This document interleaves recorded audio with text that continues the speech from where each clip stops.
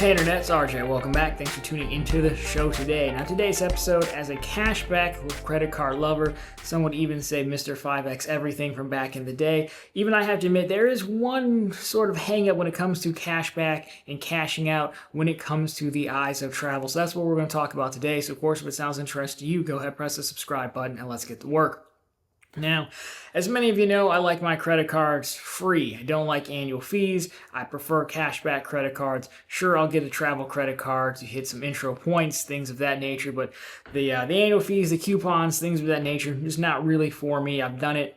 I've tried it. I have a Sapphire business now. I'm not really loving it, but again, the intro offer is nice.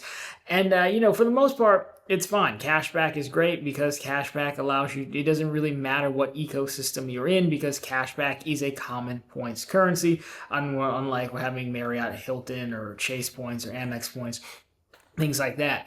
And on the earning side for travel, when you're talking about going someplace, I've still often said cashback still works for travel to a degree. You just earn points, up front, things like that through higher multipliers. Maybe if you do some gift carding here and there, nothing too crazy, but it works. Travel generally works better on the redemption side, which really brings us to the point of this. So if you watch the videos in order, when we had a Q&A a few weeks back, some folks were asking if I was going to the annual credit card meetup. If you're unfamiliar, I think Luke's Points and Miles started it. He might still be the one behind it, orchestrating it. But anyways, they pick a spot once a year to meet up and talk about all of credit card nonsense that we do. And it's open to anybody, people on TV, people not on TV, that whole thing. And so they did Vegas one year, then they did New Orleans, they did Puerto Rico, and I think they're doing Charleston this year. And what I said was, when I was asked if I was going to go, I was like, no, because I don't really want to spend the money. And I think that's really where sort of the difference or the downside of cashback can come into play when you're talking about the redemptions. So let me explain. So in my mind, again, cashback works because it's very simple because we all need cash. You can like to jet set and travel wherever you want to. That's all well and good. But we all need cash to pay for various things. It's kind of how capitalism works, and a fine system it is, despite what some would have you believe. So even though I have a bunch of cash back banked up on my cards because I tend to cash it out once a year at the end of the year, so you could definitely make the argument, sure, you could just cash it out. If you don't want to pay money, you could book whatever it is and then use cash out to cover it. It's almost no different, except for it seems maybe to me at least it's more of a mental thing, since I've always argued travel, while important to see things, do things, that whole thing is also, in the eyes of, I would say, budgeting is also just frivolous and unnecessary, right? So for me, I end up spending the cash back on, I think a lot of times when I cash out at the end of the year, it goes into my Roth IRA contribution for the following year, or it'll be some home repair or something like that. I mean, you guys know how it goes, right? However, with travel points, you can't do any of that. So you're kind of forced into fun, I guess you could say, because you can have a bunch of Delta points, Marriott points, Hilton points, whatever they are. You cannot pay your utility bill. You cannot pay for gas. You cannot pay for all these other things with travel points, right? There can only be used one thing. Delta points are only worth something to Delta. Even if Delta makes the value very low, from what I understand, the whole Sky Peso thing, you can't use them anywhere else. So if you stacked up a bunch of travel points, you might as well earn and burn them. I mean, sure, you can stack them up if you're saving for a big redemption. You can get into the value and cent per point piece if you want. It's not really what this one is about. It's more so that I did get a lot of questions like, well, why don't you just use your points? Like, well, if you look through, my wallet here, I mean, this isn't the one I carry, but you guys know where I keep my arsenal at. These are, like I said, all free cards. There's two cards that I would say are travel focused. I mean, that's the Wells Fargo, the Autograph Journey, and the Autograph are right there. But even then, I love those cards because they're travel cards aimed at people for cash back. Sure, Wells Fargo does have transfer partners, but I mean, these cards are mostly no frills. You get some insurances on that and things like that. I would still cash them out.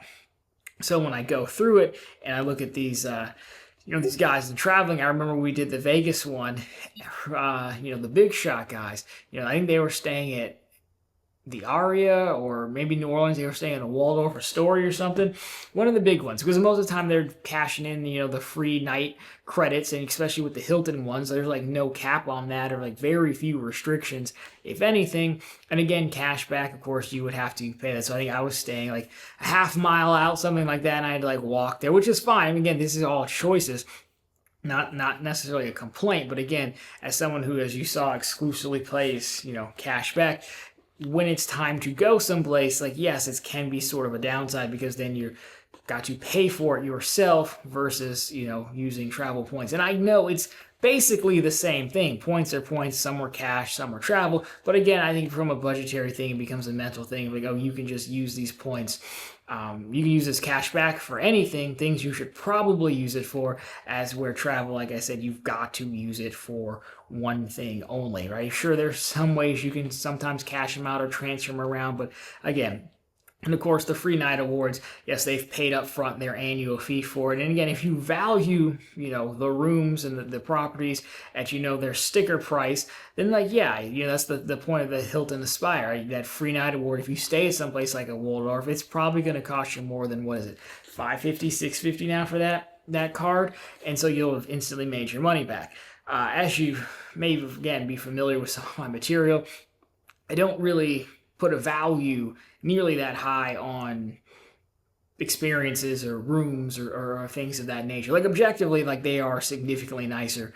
And yes, that is the clear winner, staying at places like that. However, like, would I be willing to pay for it? No.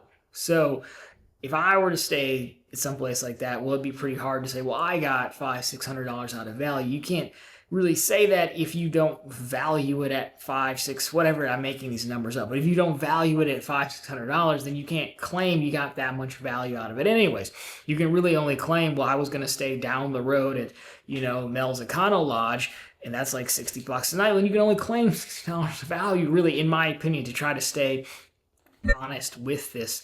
The other thing I see, which is I do see interesting things on travel, though, weirdly enough. With cash back, the benefit, as I said, is we all need money to pay for things, so it's not really that hard. Like, I'll just use this as a statement credit, whatever.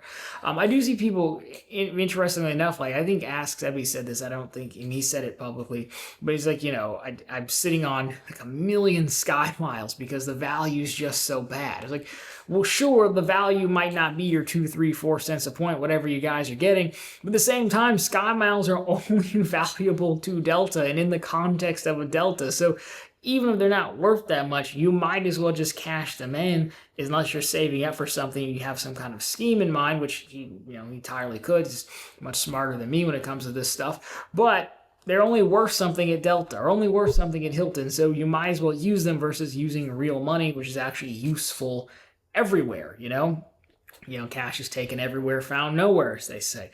So look, I'm not necessarily going to switch my strategy or anything like that. Like, it doesn't bother me. It was just one of those things I was thinking about as we talk through the credit card meetup and other trips. Because back in the day, before I moved to straight cash back, in the old days of Chase, when the OG Sapphire Reserve was $450 and it had the 1.5x boost through the travel portal, that is how I went places, because I would try to stretch out the points as long as I could. So if you book through the travel portal, get 50% extra, and then booking like cheap Marriotts.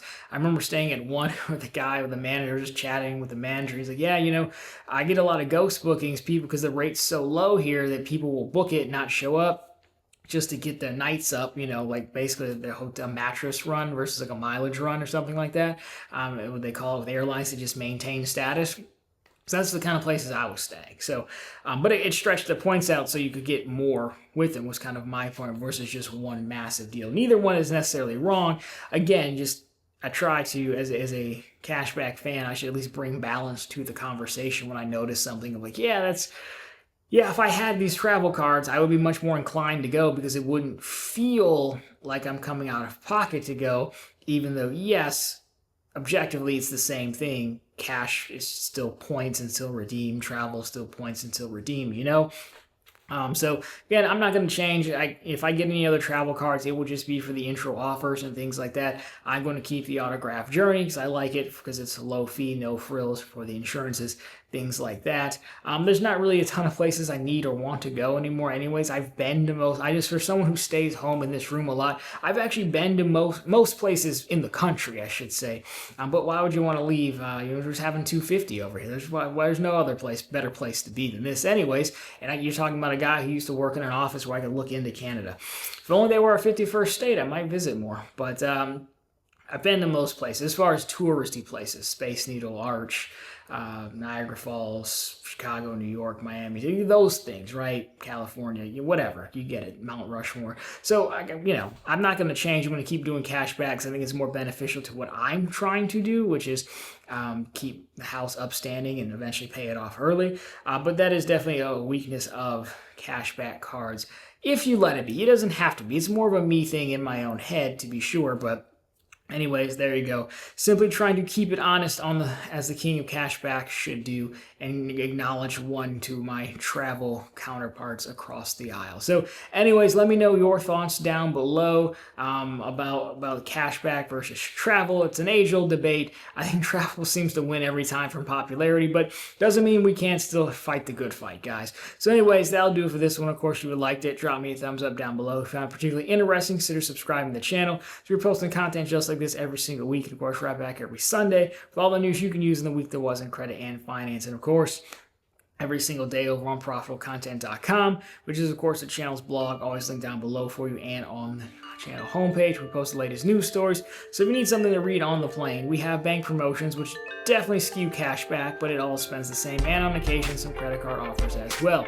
Anyways guys, that'll do it for this one. As always, thank you so much for watching. We'll talk to you very soon in the next one.